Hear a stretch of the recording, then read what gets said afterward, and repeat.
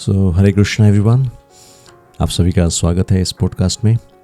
आज हम भगवद गीता के एक बहुत ही महत्वपूर्ण श्लोक पर चर्चा करेंगे। ये भगवद गीता अध्याय 3 श्लोक संख्या 9। यज्ञार्थात् कर्मणो अन्यत्र लोको यम कर्म बंधन तदर्थम कर्म कौन्तेय मुक्त संग समाचर। श्री विष्णु के लिए यज्ञ रूप में कर्म करना चाहिए, अन्यथा कर्म के द्वारा इस भौतिक जगत में बंधन उत्पन्न होता है। अतः हे कुंती पुत्र, उनकी प्रसन्नता के लिए अपने नियत कर्म करो। इस तरह तुम बंधन से सदा मुक्त रहोगे। तो पहले श्रील प्रभुपाद के द्वारा दिए गए तात्पर्य को पढ़ेंगे और फिर चर्चा करेंगे कि किस तरह से भगवद गीता के इस श्लोक को हम अपने जीवन में उतार सकते हैं। क्या शिक्षा हमें इस श्लोक के माध्यम से मिल रही है। तात्पर्य श्रील प्रभुपाद के द्वारा। श्रील प्रभुपाद की जय। चूंकि मनुष्य को शरीर के निर्वाह के लिए भी कर्म करना होता है, अतः विशिष्ट सामाजिक स्थिति तथा गुण को ध्यान में रखकर नियत कर्म इस तरह बनाए गए हैं कि उस उद्देश्य की पूर्ति हो सके। यज्ञ का अर्थ भगवान विष्णु है। सारे यज्ञ भगवान विष्णु की प्रसन्नता के लिए हैं। वेदों का आदेश है यज्ञो वै विष्णु। दूसरे शब्दों में, चाहे कोई निर्दिष्ट यज्ञ संपन्न करे या प्रत्यक्ष रूप से भगवान विष्णु की सेवा करे, दोनों से एक ही प्रयोजन सिद्ध होता है। अतः जैसा कि इस श्लोक में संस्तुत किया गया है, कृष्ण भावनामृत यज्ञ ही है। वर्णाश्रम धर्म का भी उद्देश्य भगवान विष्णु को प्रसन्न करना है। अतः भगवान विष्णु की प्रसन्नता के लिए कर्म करना चाहिए। इस जगत में किया जाने वाला अन्य कोई कर्म बंधन का कारण होगा, क्योंकि अच्छे तथा बुरे कर्मों के फल होते हैं और कोई भी फल कर्म करने वाले को बांध देते हैं। अतः कृष्ण को प्रसन्न करने के लिए कृष्ण भावना भावित होना होगा, और जब कोई ऐसा कर्म करता है तो वह मुक्त दशा को प्राप्त कर रहता है। यही महान कर्म कौशल है, और प्रारंभ में इस विधि में अत्यंत कुशल मार्गदर्शन की आवश्यकता होती है। अतः भगवत भक्त के निर्देशन में या साक्षात भगवान कृष्ण के प्रत्यक्ष आदेश के अंतर्गत मनुष्य को परिश्रम पूर्वक कर्म करना चाहिए। इंद्रिय तृप्ति के लिए कुछ भी नहीं किया जाना चाहिए, अपितु हर कार्य कृष्ण की प्रसन्नता तुष्टि के लिए होना चाहिए। इस विधि से न केवल कर्म के बंधन से बचा जा सकता है, अपितु इससे मनुष्य को क्रमशः भगवान की वह प्रेमा भक्ति प्राप्त हो सकेगी जो भगवत धाम को ले जाने वाली है।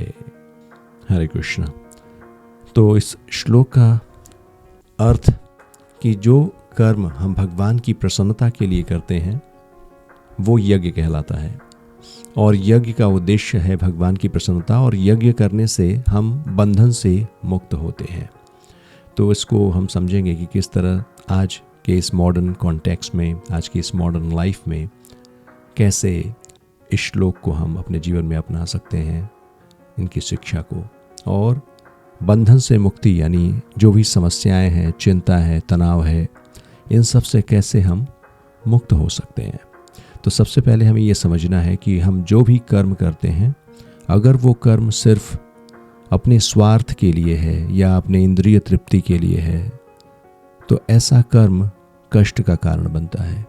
और जब कर्म हम भगवान की प्रसन्नता के लिए करते हैं, तो ऐसा कर्म हमें बंधन से मुक्त करने वाला होता है, या हमें शांति प्रदान करने वाला, सुख प्रदान करने वाला होता है।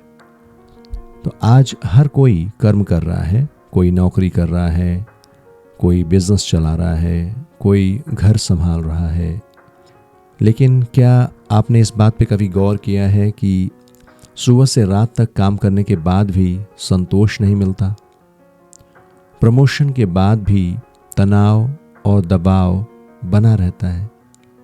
बड़ी सैलरी आने के बावजूद भी मन में खालीपन रहता है। कभी इस बात पर आपने गौर किया, कभी सोचा? इस बात को हमें समझने की आवश्यकता है, क्योंकि ये कर्म सिर्फ स्वार्थ और भौतिक सुख के लिए किए जा रहे हैं। यानी जब हम कार्य कर रहे हैं लेकिन उसका उद्देश्य सिर्फ और सिर्फ इंद्रिय तृप्ति है, तो ऐसा कर्म श्रील प्रभुपाद हमें इस श्लोक के माध्यम से बता रहे हैं कि ऐसा कर्म हमें बंधन में डाल देता है, यानी हमारे जीवन में चिंता, तनाव लेकर आता है और नाना प्रकार की समस्याएं लेकर आता है। तो हमें किस प्रकार कर्म करना है, या हम कहें कि यज्ञ करना है, ये हम समझेंगे। क्योंकि यज्ञ की जब बात होती है तो यज्ञ का मतलब हम सिर्फ हवन या पूजा समझते हैं, लेकिन भगवत गीता के माध्यम से हमें पता चल रहा है कि यज्ञ का मतलब है भगवान को केंद्र में रखकर काम करना। उदाहरण स्वरूप, जब कोई कॉरपोरेट कर्मचारी सोचता है मेरी कमाई सिर्फ मेरी इंद्रिय तृप्ति के लिए नहीं, मेरी विलासिता के लिए नहीं, बल्कि भगवान की सेवा और समाज की भलाई के लिए भी है, तो उसका काम यज्ञ बन जाता है। जब कोई बिजनेसमैन अपने मुनाफे का कुछ हिस्सा मंदिर, गौशाला या शिक्षा के कार्यों में लगाता है तो वह भी यज्ञ है। जब कोई माता पिता अपने बच्चों को सिर्फ डॉक्टर, इंजीनियर नहीं बल्कि भगवान का भक्त बनाने की कोशिश करते हैं तो वह भी यज्ञ है। आज की कॉर्पोरेट लाइफ में हम देखते हैं लोग वर्क लाइफ बैलेंस खो चुके हैं। डेडलाइन पूरी करने के चक्कर में हेल्थ और रिलेशनशिप्स खराब हो रहे हैं। बड़ी कंपनी, बड़ी पोजीशन, फिर भी तनाव, एंजाइटी, बर्नआउट हर जगह है, हर किसी के जीवन में है। उदाहरण के लिए, एक व्यक्ति दिन रात काम करता है सिर्फ प्रमोशन पाने के लिए। प्रमोशन मिल भी जाए लेकिन अब नई पोजीशन पर और जिम्मेदारी और तनाव आ जाता है। इसी को हम बंधन समझ सकते हैं आज के इस मॉडर्न कॉन्टेक्स्ट में।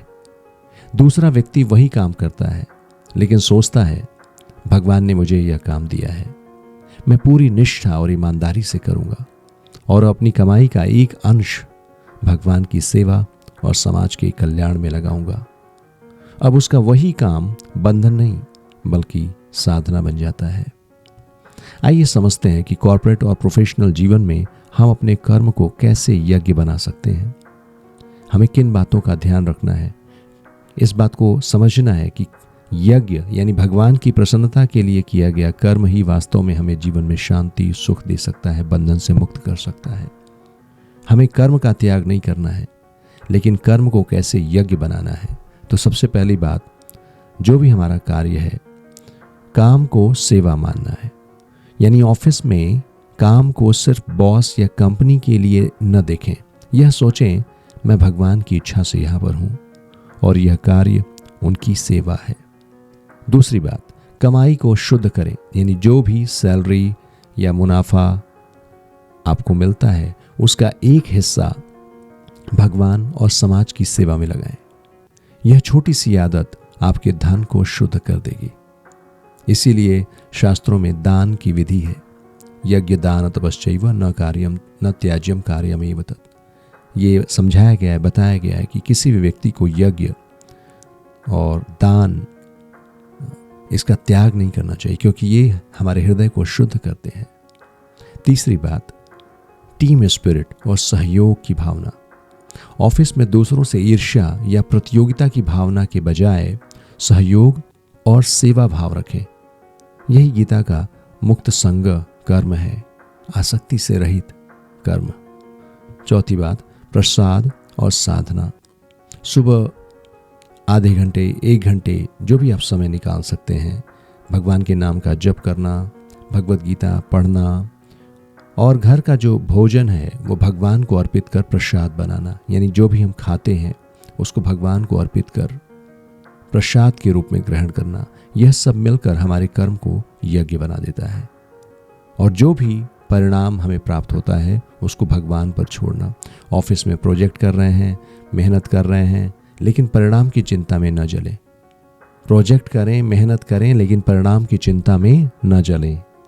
सो गीता कहती है कर्मण्येवाधिकारस्ते मा फलेषु कदाचन। हमें कर्म करना है, कर्म के फल की चिंता नहीं करनी है, क्योंकि जो हमारे अधिकार क्षेत्र में नहीं है उसकी चिंता करके हम सिर्फ चिंता में जलेंगे। तो हमें अपने कर्म करने में लगना है। मान लीजिए एक आईटी कंपनी में काम करने वाला व्यक्ति रोज सोचता है मेरा जीवन बस ईएमआई चुकाने और छुट्टियों में घूमने के लिए है। उसके लिए हर दिन ऑफिस बोझ बन जाता है। लेकिन वही व्यक्ति अगर रोज जप करे, भगवान को अर्पण करे और अपने काम को भगवान द्वारा दिया गया अवसर समझे, तो वही ऑफिस उसका आध्यात्मिक साधन स्थल बन सकता है। आध्यात्मिक जीवन के लिए हमें स्थान बदलने की आवश्यकता नहीं है। हम जिस स्थिति में हैं, जिस स्थान में हैं, वहाँ रहते हुए अपने कर्तव्यों का पालन करते हुए हम भगवत प्राप्ति कर सकते हैं, भगवत प्रेम प्राप्त कर सकते हैं, बंधन से मुक्त हो सकते हैं। गीता का यह श्लोक हमें सिखाता है काम से भागना नहीं है, काम को भगवान के लिए करना है। अगर कर्म भगवान के लिए है तो वह यज्ञ है और हमें मुक्ति देता है सभी समस्याओं से, इस भव बंधन से। अगर कर्म केवल स्वार्थ और इंद्रिय सुख के लिए है तो वह हमें बंधन में डाल देता है। तो आइए हम सब मिलकर यह संकल्प लें, हम अपनी नौकरी, अपना व्यापार, अपना परिवार, सब कुछ भगवान की सेवा और उनकी प्रसन्नता के लिए करेंगे। यही गीता का असली कर्मयोग है। यही आधुनिक जीवन में तनाव से मुक्ति और सच्चे सुख का रहस्य है। इस श्लोक के माध्यम से, शिल प्रभुपाद के तात्पर्य के माध्यम से हम इन्हीं कुछ बातों को समझने का प्रयास कर रहे हैं कि वास्तव में कर्म एक यज्ञ है। यज्ञ का अर्थ है भगवान की प्रसन्नता के लिए किया गया कर्म, और किस प्रकार से हम अपने कर्म को भगवान को अर्पित कर सकते हैं, इस बात को समझने की आवश्यकता है, जीवन में उतारने की आवश्यकता है। हमारा प्रत्येक कर्म यज्ञ बन जाता है जब हम भगवान को अर्पित कर देते हैं, और ऐसा कर्म हमें बंधन से मुक्त कर देता है। तो आइए एक स्ट्रेस फ्री लाइफ या बंधन से मुक्त जीवन जीने के इस उपाय को अपने जीवन में उतारें और सुखमय और शांतिमय जीवन व्यतीत करें, और साथ ही साथ जीवन की जो सर्वोच्च सिद्धि है भगवत प्रेम, भगवत प्राप्ति, उसको भी प्राप्त करें। हरे कृष्ण।